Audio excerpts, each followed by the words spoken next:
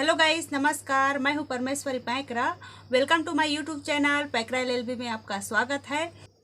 आज हम चर्चा करेंगे सुप्रीम कोर्ट के एक लेटेस्ट जजमेंट के बारे में, जिसमें अनेबल सुप्रीम कोर्ट के जजमेंट में पति पत्नी को तलाक के लिए एक न्यू आधार दिया गया है।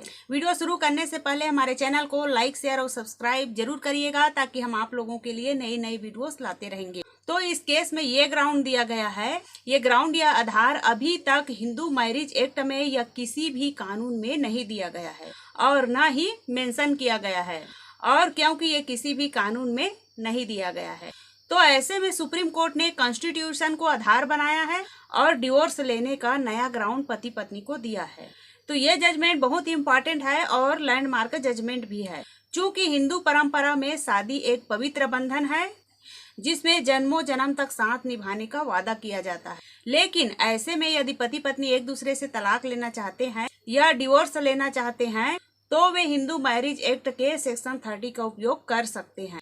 तो सेक्शन 30 में कुछ मेन ग्राउंड है, जैसे क्रूल्टी, जिसमें फिजिकल और मेंटल क्रूल्टी दोनों शामिल है। इसके अलावा डिडक्शन भी एक ग्राउंड है। और सेक्शन 30 में ये भी आते हैं कि पति या पत्नी शादी के रहते हुए किसी अन्य स्त्री या पुरुष से सेक्सुअल इंटरकोर्स करते हैं, तो ये भी डाइवोर्स का ग्राउंड दिया गया है। इसी तरह यदि पति या पत्नी अपने रीजन या धर्म को चेंज कर देता है, तो भी एक डिवोर्स का क्या है, ग्राउंड है।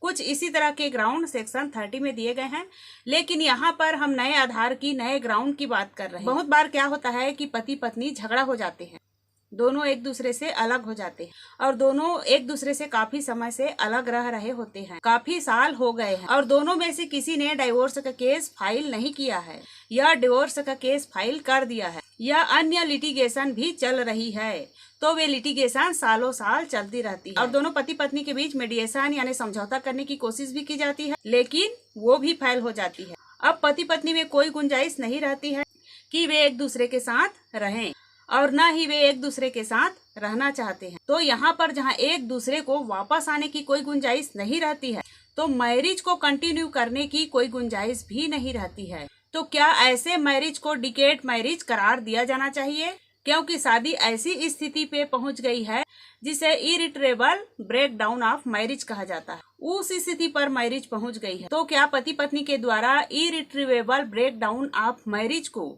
तलाक का एक नया आधार बनाया जा सकता है, क्योंकि इरिट्रेबल ब्रेक डाउन ऑफ मैरिज को कानूनी रूप से तलाक का कोई आधार नहीं बनाया है।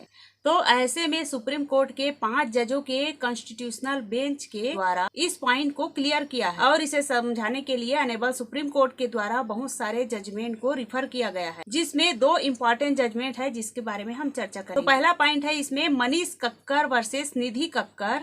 इस केस में दोनों पति पत्नी के बीच में डाइवोर्स प्रोसीडिंग के अलावा और भी मल्टीपल लिटिगेशन के केस चल रही थी। इस लिटिगेशन में दोनों पार्टी को तकरीबन 2 डिकेड्स हो गई थी, यानी 20 साल तक उनकी लिटिगेशन चल रही थी। फिर भी दोनों में से कोई भी म्यूचुअल डाइवोर्स के लिए तैयार नहीं था।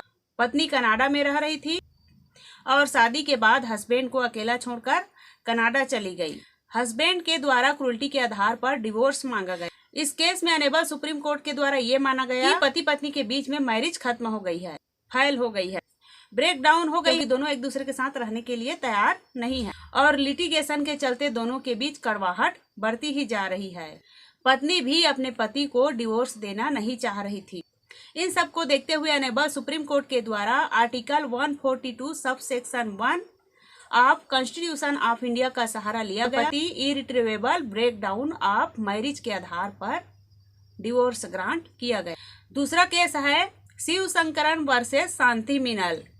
इस केस में भी पति पत्नी की मैरिज होती है और दोनों करीब 1 साल तक दोनों एक दूसरे के साथ रहते हैं, लेकिन उसके बाद दोनों के बीच डिवोर्स प्रोसीडिंग चलती है और डिवोर्स मिलने के 6 दिन के अंदर पति दूसरी मैरिज कर लेती है और पत्नी अपनी केस फाइल करती है और इस तरह से चलते चलते ये केस अनेबल सुप्रीम कोर्ट पहुंच जाती है और दोनों में समझौता कराने की काफी कोशिश की जाती है, लेकिन वाइफ डिवोर्स डिक्री को एक्सेप्ट ही नहीं करना चाहती थी, जबकि उसे पता था कि उसकी मैरिज खत्म हो चुकी है।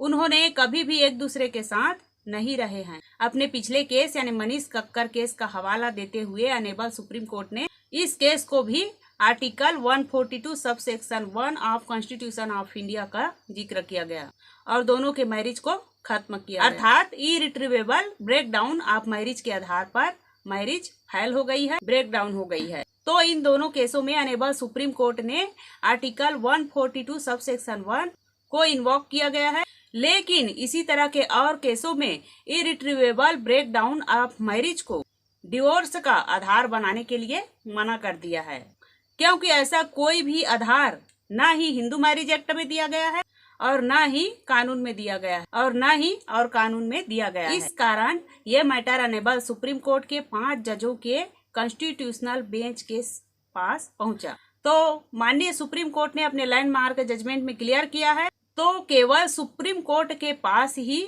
Article 142 sub section 1 of constitution of India को इन्वोक करने का पावर है, अर्थात irretrievable break down of marriage को आधार बनाकर डिवोर्स देने का पावर केवल और केवल सुप्रीम कोर्ट के पास है। अर्थात article 142 sub section 1 of constitution के अंदर केवल सुप्रीम कोर्ट किसी भी मैटर पर कंप्लीट जस्टिस करने के लिए, न्याय करने के लिए इस आर्टिकल को इन्वोक कर सकता है। और यहाँ पर अनेबल सुप्रीम कोर्ट ने एक बात और क्लियर की है कि इस आर्टिकल 142 सब सेक्शन 1 को इन्वोक करने के लिए दोनों पार्टी में से किसी को भी कंसेंट करने की जरूरत नहीं है और ऐसे में किसी भी पार्टी का असॉल्ट या ब्लेम को भी नजरअंदाज किया जा सकता है। अर्थात पत्नी के द्वारा पति के ऊपर क्या आरोप लगाया गया है और पत्नी के ऊपर पति द्वारा क्या आरोप लगाया गया है, सभी चीजों से ऊपर उठकर supreme court article 142 sub section 1 को इन्वोक कर सकता है और ब्रेक डाउन ऑफ मैरिज के आधार पर डिवोर्स दे सकता है। तो कानून में तलाक के आधार पति पत्नी को दिए गए हैं, उसके अलावा एक और आधार पति पत्नी को मिल गया है, वो है irretrievable break down of marriage को आधार बनाकर, लेकिन इस आधार को केवल सुप्रीम कोर्ट ही उपयोग कर सकता है और वो भी पार्टी को न्याय देने के लिए जहां पर कम्प्लीटली मैरिज फेल हो गई है और जहां पर पार्टी को आपस में साथ रहना इम्पॉसिबल है। तो सुप्रीम कोर्ट के लैंडमार्क जजमेंट से आपके क्या विचार हैं? क्या irretrievable break down of marriage ऐसी स्थिति में पहुंच जाती है जहां पर पति पत्नी एक साथ नहीं रह पाते हैं, इसको तलाक का एक नया आधार बनाना चाहिए? और क्या इस डिस्क्रिप्शन को सभी कोर्ट को अवेलेबल नहीं कराना चाहिए ताकि पार्टीज को निचली अदालत में तलाक मिल जाए, न्याय मिल जाए, तलाक मिल जाए? आप क्या सोचते हैं? आपके क्या विचार हैं? कमेंट करके जरूर बताइए। तो हम माननीय सुप्रीम कोर्ट के लैंडमार्क जजमेंट के बारे में आप लोगों को बता दी है, तो प्लीज मेरी वीडियो पसंद आए तो लाइक शेयर और सब्सक्राइब जरूर करिएगा ताकि हम आप लोगों के लिए नई नई वीडियोस बनाते रहेंगे। नमस्कार।